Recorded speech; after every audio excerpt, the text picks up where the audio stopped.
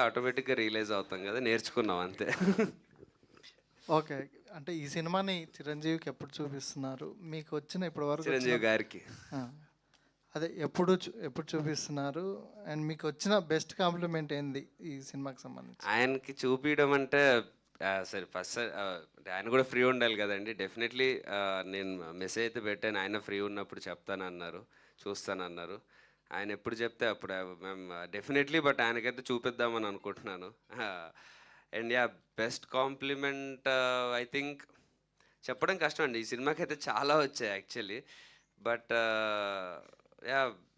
అదొక కామెంట్ ఎవరో ఇద్దరు ముగ్గురు చెప్పారు. బట్ ఒకటి ఫేస్‌బుక్‌లో చూసా. యూనో 80స్‌లో చిరంజీవి గారిని చూసినట్టు అనిపించిందని అన్నారు. అది చాలా బాగా అనిపించింది. రాహుల్. యాహ్! సో మీకు హీరోగా చేశారు ఇంతకుముందుకు.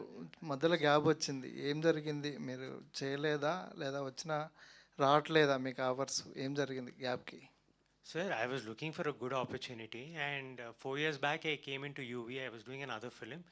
ఈ సినిమా ఫస్ట్ రిలీజ్ అయింది sir. So hopefully this is the beginning of good time and మంచి స్క్రిప్ట్స్ రావాలా, అదే ద స్ట్రగుల్ ఇస్ దేర్.